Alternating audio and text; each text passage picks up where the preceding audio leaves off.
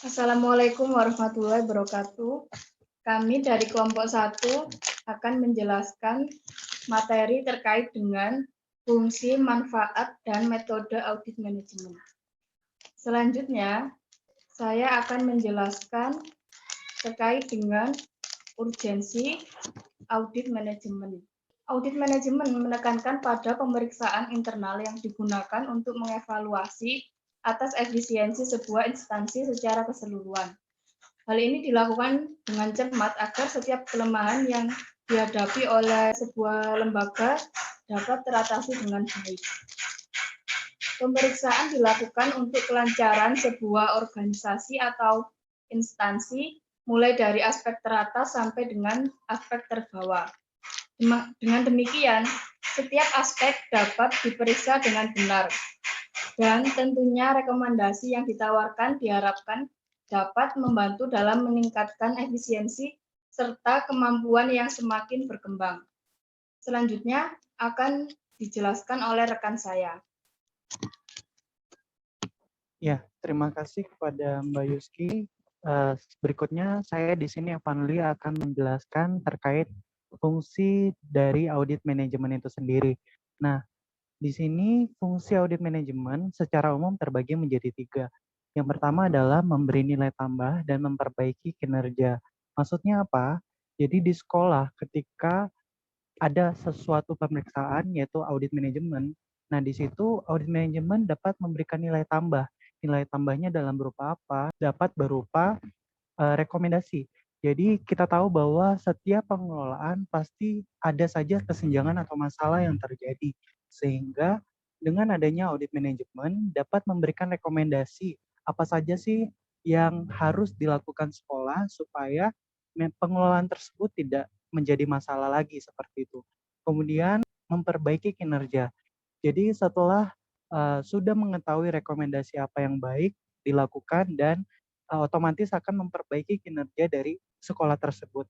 Kemudian fungsi yang kedua adalah memberi keyakinan atas pencapaian mutu, di mana pencapaian mutu ini sendiri akan diyakini oleh pemerintah ataupun masyarakat jika jelas pemeriksaannya seperti apa, laporannya seperti apa. Nah, dengan adanya audit itu akan meningkatkan atau memberi kepercayaan kepada masyarakat dan juga pemerintah seperti itu kurang lebih. Kemudian yang ketiga yaitu mengendalikan kegiatan. Nah, seperti yang kita tahu bahwa dengan adanya pemeriksaan dalam pengelolaan sekolah atau manajemen sekolah sendiri itu akan dapat mengendalikan kegiatan-kegiatan di sekolah sehingga kegiatan tersebut dapat dijalankan sesuai dengan apa yang telah direncanakan di awal seperti itu istilahnya. Kemudian selanjutnya akan dilanjutkan oleh rekan saya. Baiklah, ketiga fungsi utama yang tadi dijelaskan oleh rekan saya digunakan untuk pengendalian manajemen pendidikan. Nah, pengendalian manajemen pendidikan itu terdiri dari pengendalian substansi-substansi manajemen pendidikan yang meliputi ada 6. Yang pertama, ada pengendalian manajemen kurikulum dan pembelajaran. Pengendalian kurikulum yang dimaksud adalah suatu aktivitas manajemen untuk mengelola rencana dan pengaturan terkait kompetensi yang dibekukan dan metode standarisasi keberhasilan akan disesuaikan dengan situasi dan kemampuan. Nah, pengendalian kurikulum ini dilaksanakan untuk membantu peserta didik untuk mengembangkan potensi yang ada dalam dirinya, baik itu psikis dan fisik yang meliputi sosial emosional, moral, dan nilai-nilai agama. Kemudian, pengendalian manajemen kurikulum ini bisa dilakukan oleh suatu lembaga pendidikan melalui peraturan ataupun kebijakan-kebijakan diterapkan di suatu lembaga pendidikan. Kemudian yang kedua, pengendalian manajemen sumber daya manusia. Pengendalian manajemen sumber daya manusia ini juga sering disebut dengan pengendalian manajemen tenaga pendidik dan kependidikan. Komponen ini merupakan komponen utama atau tumpuan terutama dalam pembelajaran yang berkualitas. Kemudian, kegiatan layanan pendidik dan tenaga kependidikan ini bisa melalui yang pertama, perencanaan yang berarti aktivitas yang mengarahkan sumber-sumber yang terbatas secara efektif dan efisien.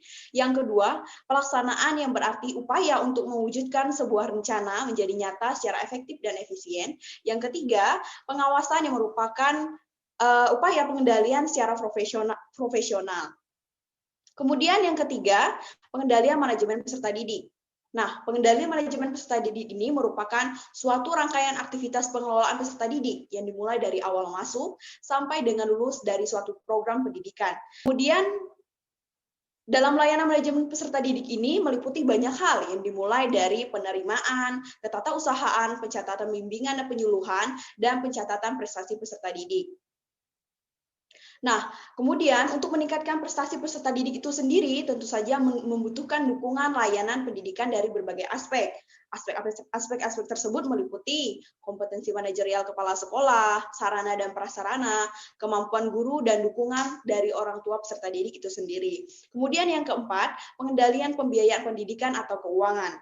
Nah, pengendalian pembiayaan pendidikan ini di suatu lembaga pendidikan membutuhkan keterbukaan dan akuntabilitas dari penyelenggara pendidikan itu sendiri. Nah, pengendalian pembiayaan pendidikan ini terkait dengan fungsi-fungsi pembiayaan pendidikan itu sendiri. Nah, fungsi-fungsi tersebut meliputi pemerolehan atau sumber-sumber masyarakat yang berarti adanya suatu komunikasi antara masyarakat dan lembaga pendidikan. Dengan tujuan untuk mendiskusikan, menyampaikan dan bekerja sama yang berhubungan dengan kebutuhan dan praktik di pendidikan untuk meningkatkan mutu dari pendidikan itu tersendiri. Kemudian yang kelima, pengendalian manajemen sarana dan prasarana. Nah, sarana itu apa sih sebenarnya? Sarana pendidikan adalah peralatan dan perlengkapan yang secara langsung dipergunakan dan menunjang proses pendidikan, khususnya terutama untuk proses belajar mengajar, yang meliputi papan tulis, spidol, penghapus, alat tulis, buku, dan media pengajaran lainnya. Sedangkan prasarana itu sendiri adalah fasilitas yang secara tidak langsung menunjang jalannya suatu proses pendidikan.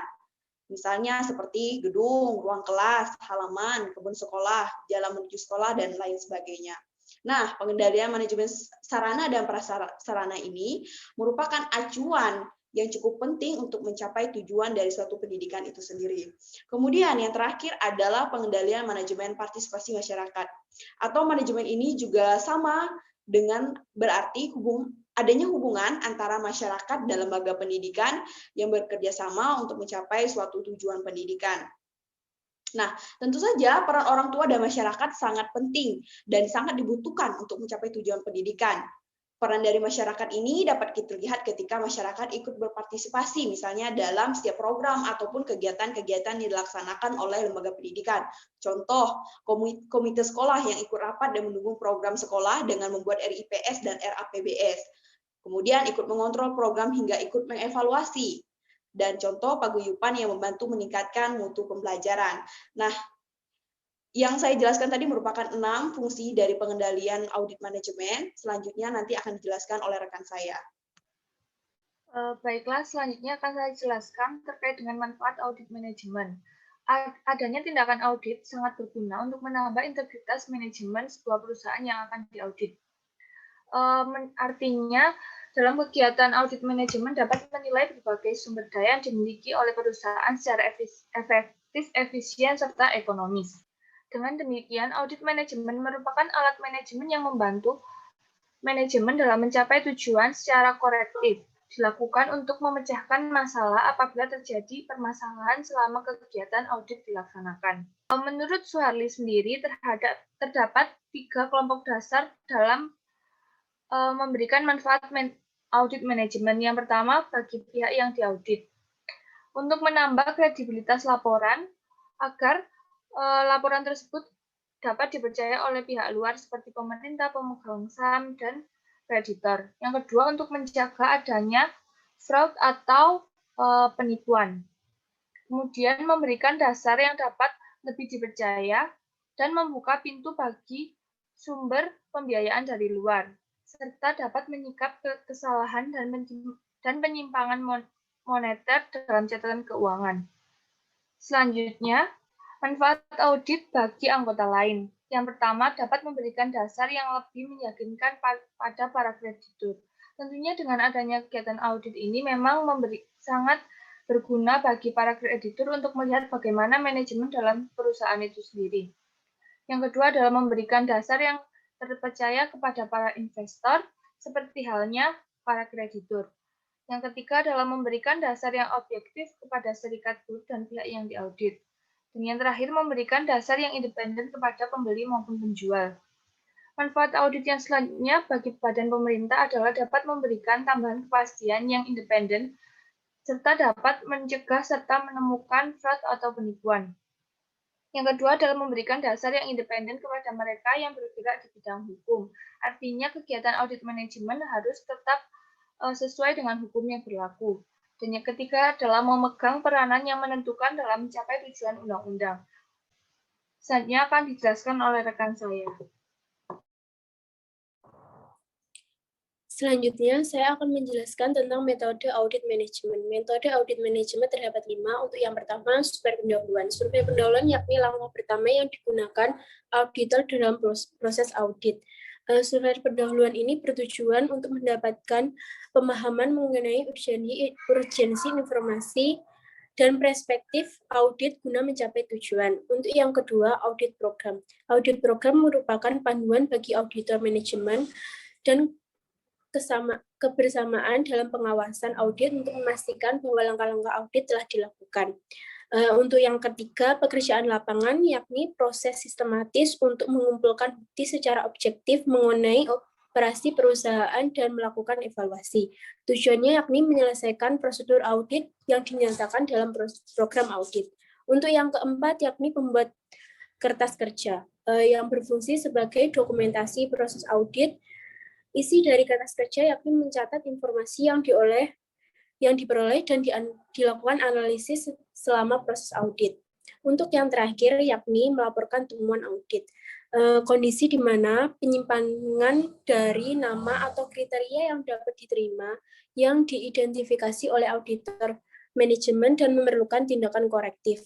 Untuk karakteristik dari laporan temuan audit ini ada 4, yakni yang pertama signifikan, relevansi, dokumentasi, dan yang terakhir berdasarkan pertimbangan dan cukup meyakinkan. Sekian presentasi dari kelompok kami. Bila kami ada salah, mohon maaf. Wassalamualaikum warahmatullahi wabarakatuh.